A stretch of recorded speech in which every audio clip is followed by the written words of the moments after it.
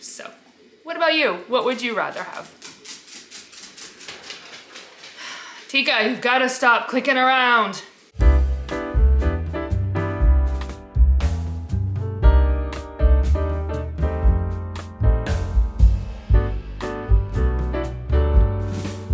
Well, hello and welcome to Michelle's Fiber Studio podcast. My name is Michelle and I am your host. Today is Sunday, November 3rd, and this is episode number 29. It is the first Sunday in November, and we turned our clocks, we fell back, so moved our clocks around this today.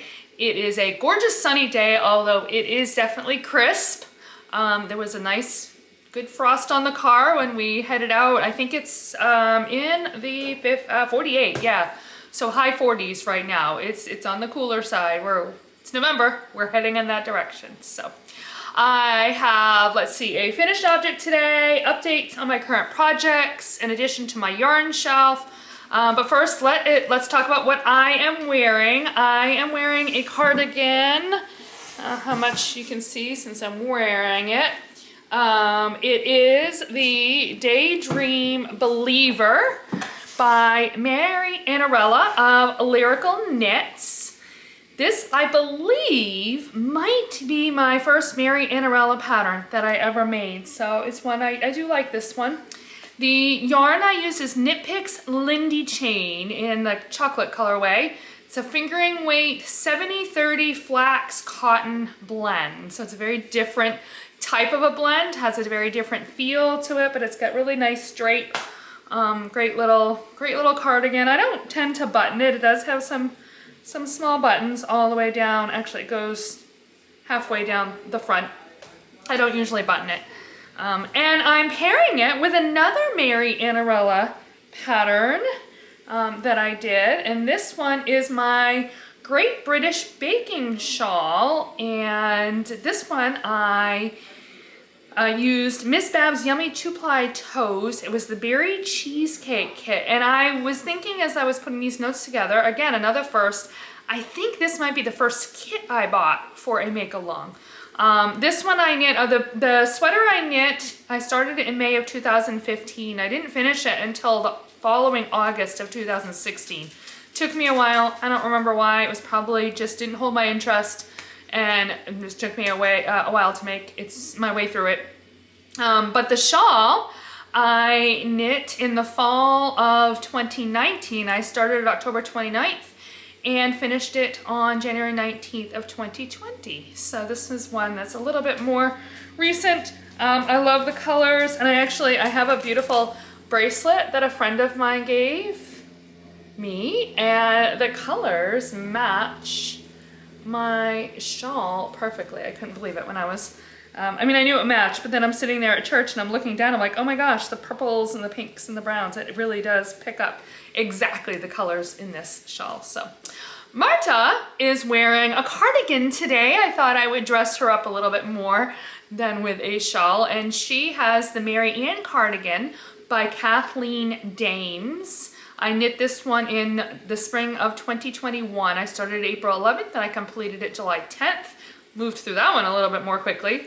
The yarn is Universal Yarn Bamboo Pop in the Midnight Blue colorway, and it is a 50-50 cotton bamboo blend. So I've got some different blends going on in the sweaters that I am showing off today. So that's what I'm wearing, what Marta's wearing. So with that, let's move on to the next segment.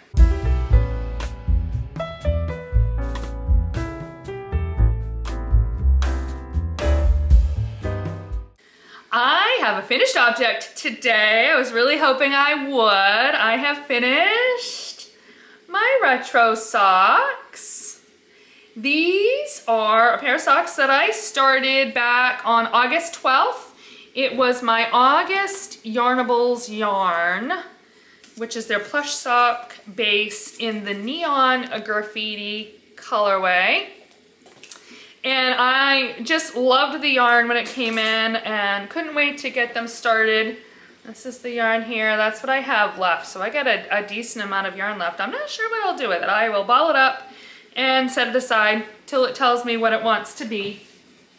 Got my needles that I dropped, but I did finish them. My goal was to finish them for Halloween so that I could wear them on Thursday when I went out with my friend. But as I will talk about a little bit later, it was too darn hot.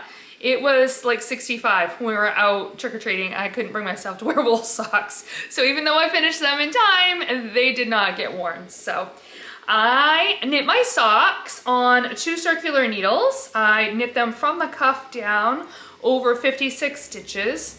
And the heel that I use is the OMG heel by Megan Williams. It is a short roll heel. So it has a little bit of a little teeny heel flap and then just a quick little short row heel. So that is my heel of choice. So these are done. I will bring them upstairs, and as I said, it's getting colder. So I am sure that they will get worn, maybe even this week. So that is my finished objects on my blocking board for this week.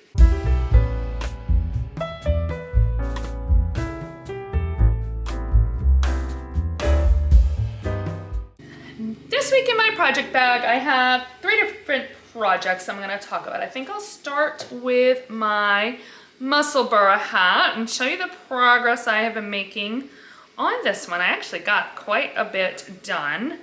I was out yesterday. I went to a Pampered Chef open house, and so I got a lot done there. So I was here last week, and yeah, quite a bit. So that's what?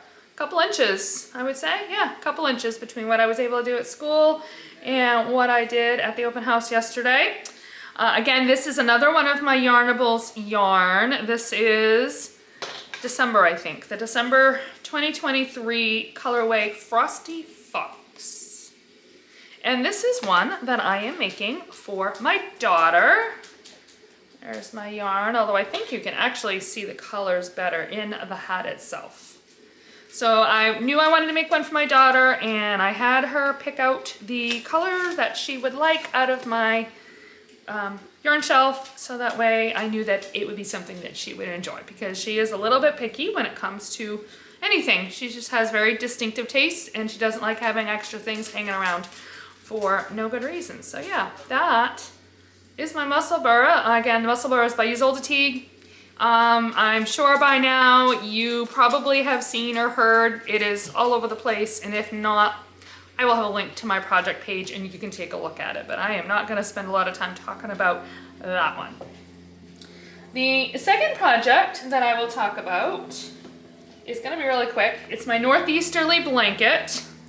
I haven't done a whole lot. It was an intense week, I guess, work-wise, and I had things in the evenings, and honestly, I was pretty wiped out. So in the evenings, even if I didn't have something going on, I just didn't have a whole lot of extra energy for fibery pursuits. So I didn't really get as much done as I might normally, but this is where I am at. I have finished my first color. It's kind of curling up a little bit. I did end up ripping it out. You may remember last week when I was talking about it, I had started, I believe, with a G hook. It must have been an F hook, because I think I went up 2 sizes. I'm using my H hook now, which is a 5mm hook, and it has a much better hand. It's going to be much drapier, and I'm much happier with it. So I finished the first color yesterday. I don't think I have the scrap here. Oh, I do. I do. This is what I have left. It's not a whole lot, but it wasn't quite enough to do another row, so I'm saving it. And I think what my plan is, as I finish each color, is I'm just gonna tie it on and do a magic knot ball and add them all up, see how big my magic ball is at the end. If I have 12 colors times 12 months is 144 colors, right? Am I doing that math right? It could be a decent little magic knot ball, and if I have enough, I might do a border around with it, just like I did with my blanket. That's what I should throw on Marta sometime, is my blanket that I did with my advent calendar from last year. But at any rate, so this is my Northeasterly. It is, I don't have the designer's name. I'm gonna have to look that up and add that to my notes. But the yarn is by Wool & Women Fibers. It's a DK weight superwash merino nylon, and it is part of the Murder She Knit mystery knit along. So there are 12 colors in a month, and each time I do one color, I get a little clue that leads along to the mystery. It's kind of in the style of Murder, She Wrote, which I think I've mentioned before was set in Maine, which is where I live, so it's kind of fun. I like that connection there. So that is my blanket. All right, my last project is my WestKnits MKAL. I did not get a whole lot done. It is, the last clue has now been released, so I am working on the last clue. So if you are not wanting to see anything, if you haven't quite caught up, or depending on where you're at, you might want to look away. But I am working on clue 4, which is, so if I can kind of give you perspective, here are my triangles. So clue 4 starts on the bottom, and so you can see these rows here are what I've done, all of what? I think it's 10 rows. It's fun though. I'm enjoying this. It's a fun little, I can't tell if you, I hope you were able to see that. It's a fun little slip stitch pattern with some bobbles, and I'm holding my main color with my mohair again. That's where the mohair dare is getting brought in. And I know there is at least, so what I have to do is another 4 rows of the mustard on top of the bobbles that I just finished. And then there's another set of those, and I honestly haven't looked beyond that. And then the optional border on the top is a wavy striped border that can get added to that, which I do plan on adding. I think that really finishes it off really nicely in the pictures that I've seen. So that's where that is at. The yarn I've talked about extensively. I don't think I'm actually gonna belabor that point. And I think we'll just go ahead and move on to the next section.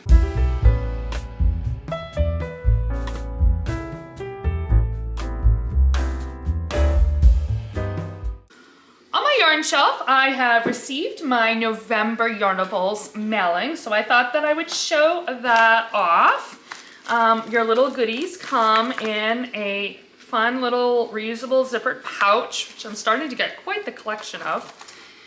This month, the theme is Let's Get Basted, as in Thanksgiving. I'm not showing the, yeah, no. Let's Get Basted. And it describes the extras. So you can celebrate cozy knitting days with Yarnables' charming enamel pin. So this is the pin that came with it. Just kind of fun. I don't know where I'll stick that. Falling leaves, yarn please. I don't know. I'll have to come up with a fun little place for that. And then we have this little fall themed pouch, which is also super cute. Matches the pin. So the pin could go in the bag, and then I just gotta figure out what I'm gonna do with the bag, which I don't know, haven't decided. And then the last extra really intrigues me.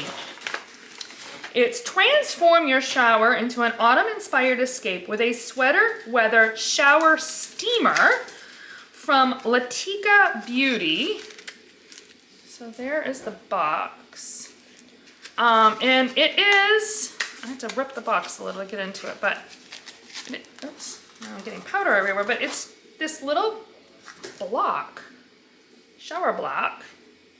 And if I read the box correctly, you are supposed to place the cube on the shower floor where it will slowly dissolve and release a soothing scent into the room. So, yeah, I'll have to try that. Now that I've shown it off, I'll bring it upstairs, and tomorrow morning when I am getting ready for work, I will put that in the shower. I don't know how long it lasts. I'm really curious. Like, is this like a one shower, one and done? Or is this something that I just leave it in there for a week or two and it takes that long to kind of get washed down? I don't know. We will find out. I've never heard of these before. Have you guys heard of a shower steamer? Never have heard of it. So, oh, Tika. She wants to go out. She's very excited. Okay, the last thing I have, of course, is the yarn, which always comes in these little pouches here. And look, oh, it's so pretty. I love their yarn. Oh my goodness. So beautiful. Let's Get Basted. got purples and grays and browns, tans. Super, super pretty. I have no idea what this is gonna be. Actually, it would make a really fun pair of fall socks. I don't know, we will see. So that is my latest addition to my yarn shelf, and I think we can move on to the next segment.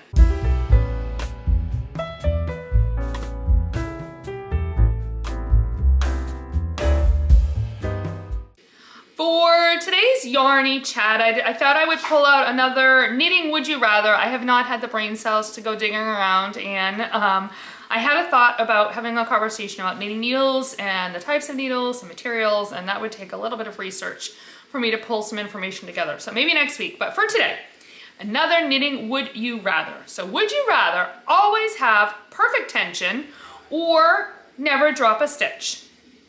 So I would assume perfect tension means even tension, or was that perfect tension as in tension that matches the designer, which is kind of two different things.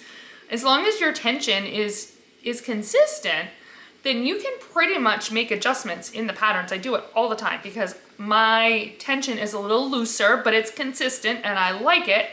I feel no desire to change how I knit to quote unquote tighten my tension. But that just means that a lot of times my projects are coming a little bigger if I follow the pattern perfectly than maybe the designer intended. So for sweaters, for instance, a lot of times I will knit a size smaller, but I make that adjustment and I figure out where that's going to be. Or never drop a stitch.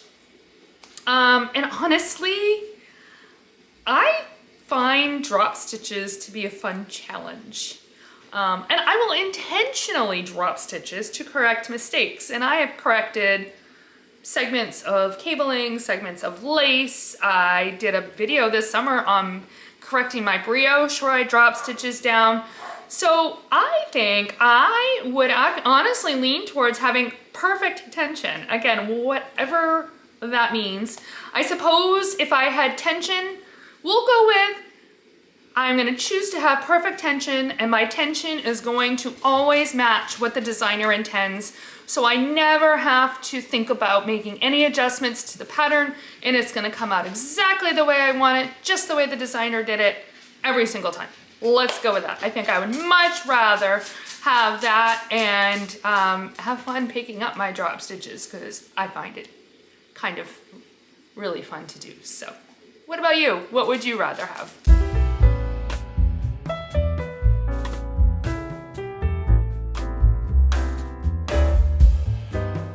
Day to day, and as I already said, it was just an overall exhausting week. I had my last classroom lesson in 7th grade. That went really, really well. And it was just nothing specific, just life and work. But I just did not have a whole lot of energy in the evenings left for knitting. But Thursday, Halloween, we did get together with some friends and it was a lot of fun. My friend's husband always makes chili and that was really, really yummy. And then my husband stays with him and they hand out candy while my friend and I take the kids, her kids, and we go out trick-or-treating. And it was just, I don't remember a Halloween with temperatures in Maine like this in a very long time, if ever. It was 65 degrees at 6:30 or 7:30, whatever time. And I had a t-shirt on with a sweatshirt on top of it, and I thought that that would be fine. And I ended up taking the sweatshirt off and walking around in a t-shirt, which for me is unheard of because I get cold wicked easy.